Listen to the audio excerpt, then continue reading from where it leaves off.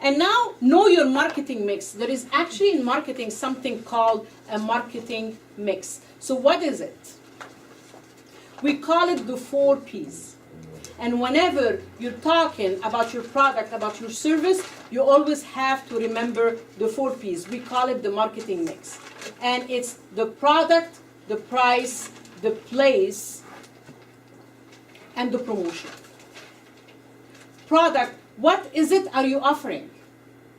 Are you offering a product or a service? You need, of course, we all know what we're offering, right? And then the price. Am I attacking a luxury market? And people usually are very scared to start with high prices. They want to start small, but I want you to know, if your product warrants luxury, go for the luxury market. Because once you start here, it will be very difficult for you to get here. Rolex cannot sell their watch for $100. They are a luxury market. Okay. A Toyota is not the same price as a Lamborghini, or a Porsche, or even a Mercedes, or a BMW, or a Mini Cooper. Never. I'm sorry, guys, this is an internal joke. You know, she drives this beautiful red Mercedes, and then she comes to me with a Mini Cooper, and I'm like, seriously? So, and then we have the place. Are you an e-commerce business? Are you an online business? Are you offering the services on your site? Are you a brick and mortar? Or do you offer your consulting services on client sites? Which kind of place do you have? And then the promotion, your marketing, your advertising, your social media, your networking. But, like you were saying, you need to keep ahead of your market. This used to be the old marketing. Okay. Now it's customer focused, right? So we have 4 Cs instead of the 4 Ps. And what solution we're, customer solution, customer cost, convenience, and communication. The whole market shifted from what we call outbound marketing to inbound marketing. From what we call push market to pull market. What does that mean? Before social media, before 2006, people used to push on you their product. And now it's actually a pull. They need to merit your attention. So they need to pull you to them through credibility and building trust. And we're going to talk about that again in social media in details. But there is a huge shift in marketing, you know? Okay, and then we have the vision and mission, and we talked abundantly about that last week. So I hope that we all have our vision and mission now. I'll make an exception. I will look at your business concept if you send it to me before next Saturday, because this was the first time. So if you want me to look at it and help you with it, I will do it if I get it before next Saturday. All right. Thank you. Really appreciate it. No, it's okay, but I just wanted to make you understand that this is serious business. Yes, it is. Yeah, not even for me. For me, it's just like, I have my business already. It's about you. Okay. Come on, your sacrifices, your Saturday mornings to come and learn something to build your business. Like I said, you deal with your business as a hobby, your business will treat you as a hobby. Always remember that. Okay. So that's the vision and mission, and we talked about that. And then we have branding, and branding is the perception that you want people to see you as. And we're going to talk about branding next week. It's the image that you reflect that you want people to see you as. So you need to reflect your image in their own eyes the way they want to see you. Like depending on their needs, depending on their benefits, depending on their results. But we have 2 full hours to talk about branding next week. And then we have, who is your audience? And I think we have been talking a lot about audience since last week. So it's the demographic. Demographic is age. psychodemographic, their value, their beliefs. Like, for example, Procter & Gamble. We know Procter & Gamble? Okay. Procter & Gamble had this new bubble bath product that was kicking it here in the States. So they went to the Japanese market. They wanted to sell because, by the way, for whoever deals with Japanese market is considered a luxury market because they have money, and they pay luxury, right? So they went into the product to the Japanese market, and the commercial of these products was a woman in a bathtub with bubbles around her, and her husband, thank you, and her husband walks into the bathroom and talks to her while she is in the bathtub. Which is like, everybody would think about it, it's like, so what, This is a big no in the Japanese culture. Privacy is huge in the Japanese market. It tanked. The product tanked. They wouldn't use bubble bath. They do. Bathe and then they would soak. As far as Yes, but these are the people that are really following everything. But the idea of the commercial that they didn't even understand that.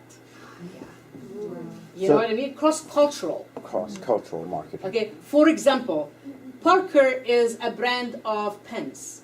It's not a Mont Blanc, but it's a decent brand of pens. So their slogan used to say, "It will not." And these are big companies, and I'm telling you this example so it can sink in, right? The slogan was, "It will not leak in your pocket and embarrass you." When they translated it to Spanish, to the Hispanic market, they used the word embarazar for embarrass. Embarazar in Spanish meaning getting pregnant. So the slogan said, "It will not leak in your pocket and get you pregnant." Wow. That's amazing. There used to be a big vacuum cleaning company, Swedish vacuum cleaning company, and they wanted to come to the United States.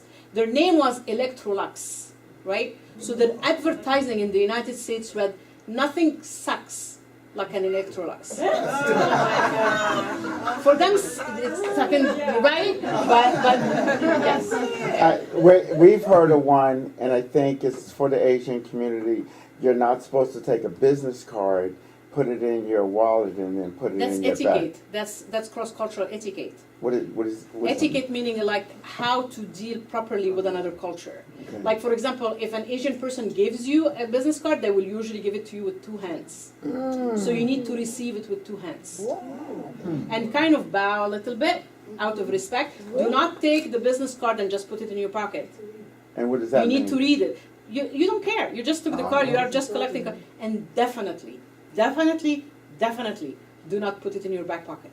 That's what we heard. And do not write on the back of the card. Wow. Now, is that just for that one community, or is that In general. In general. Because a lot of cultures are like that, and if you don't know the difference, you don't know who you can offend. And usually we want to remember who we met. Step away. Marketing, that's why you need to do your research, for God's sake. It's like when they had a car called Nova. Do we know in Spanish what Nova means? Doesn't go. It doesn't go. Mitsubishi had it. I have like plenty because this is what I do, cross-cultural marketing. There is a Mitsubishi car that was selling in Puerto Rico. Whoever has been in Puerto Rico, the roadways are very treacherous. They are like this, and you have the mountain and you have the ocean. So the name of the Mitsubishi car was Matador. Matador in Spanish meaning the killer. So it did not sell. It didn't sell.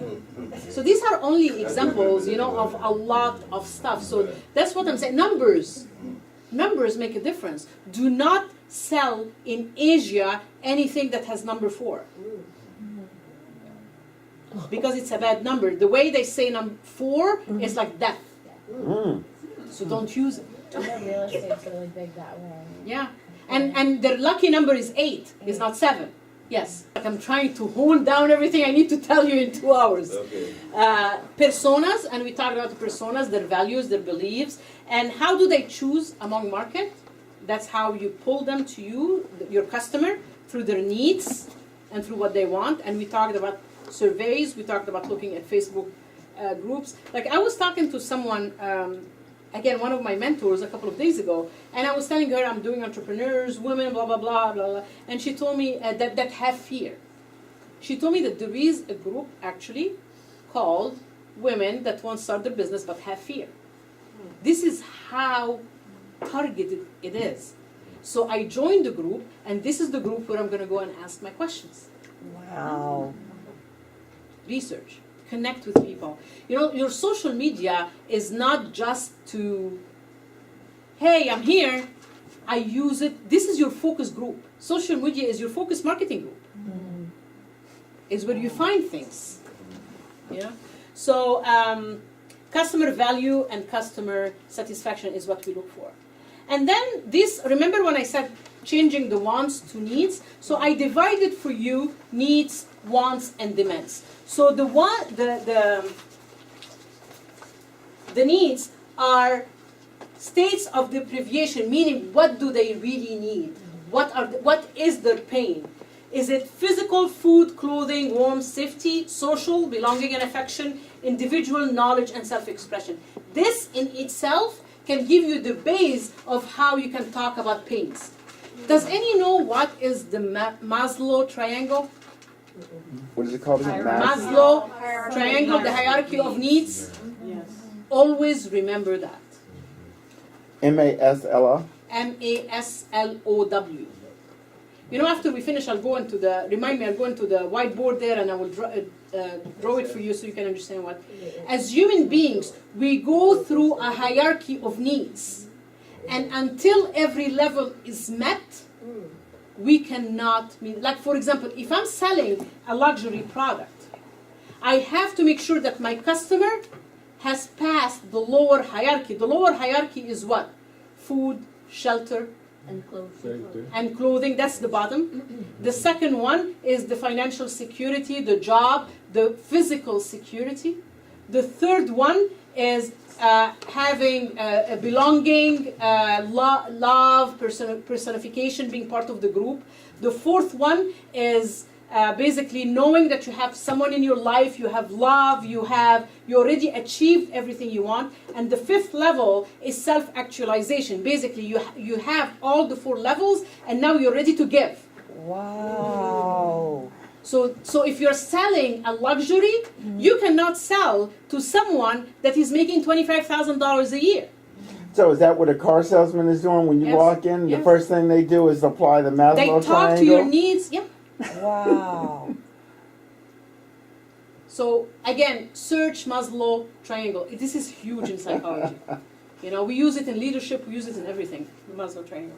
Okay. And then the wants. The wants are what do you need in shape compared to your culture and your individual personality.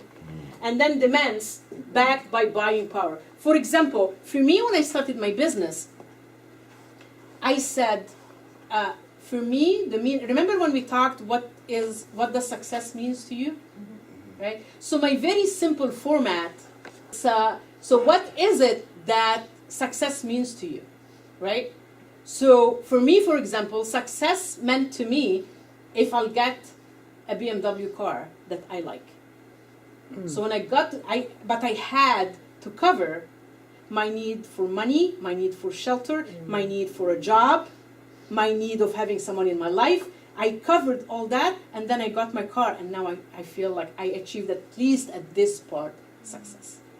So what does success means to you? What is your reward?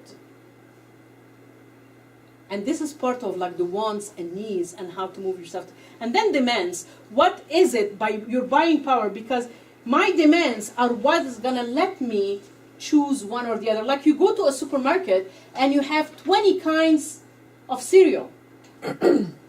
Why do you pick up the kind that you pick? Affordability. Whether I can afford it. Flavor. Flavor. What? She said flavor. Why do you pick up a certain cereal? Tell me. It's the flavor. The way it tastes, okay? Or it could be what's on sale. Health-wise, I would do. Health-wise. See how different reasons are? Yeah. So if I'm Rumika, I will think about, what is healthy? Because sometimes healthy products or green products are more expensive than the regular thing, than the regular products. Yeah. That's why the market is different. So if I'm an environmentally responsible, fanatic person, I will pay the extra money Right. to get my demand and my want. That's why we need to start really segmenting the market. So what is, you need, again, it comes back to the pain, what is the unfulfilled desire? How are you better than your competition? And we're going to go through that next time when we're going to talk about the unique selling proposition, which is part of branding. And what is memorable about you? There is a market for everything if you know how to market it right.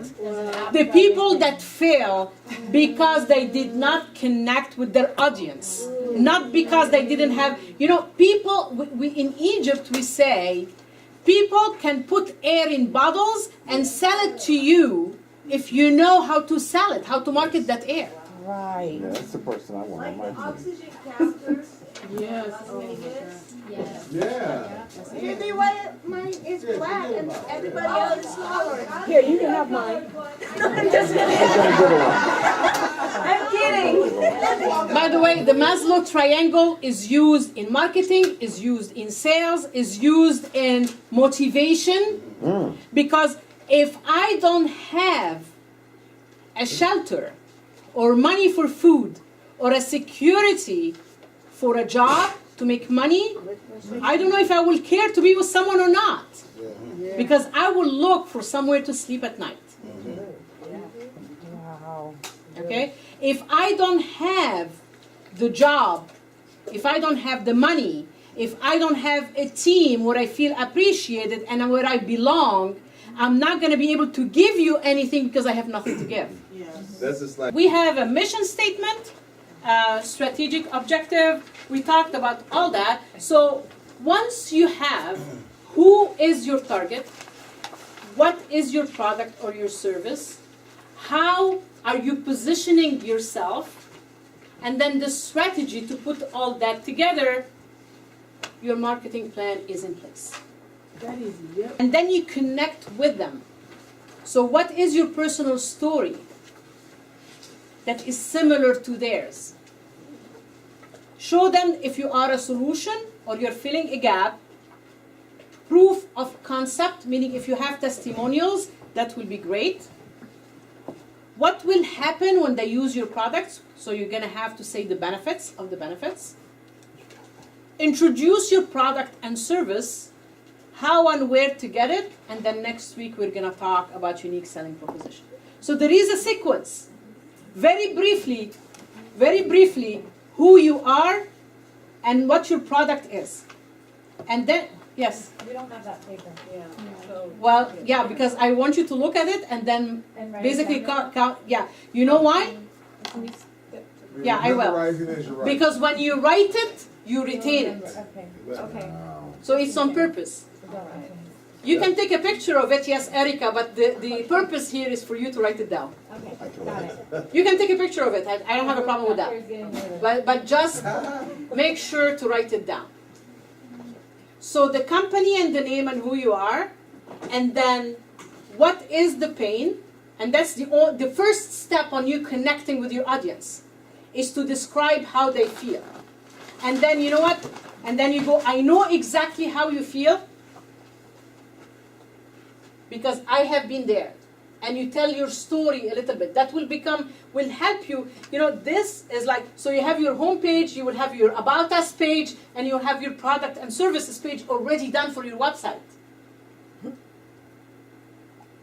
Yes, Robert? No. Can you see me? No.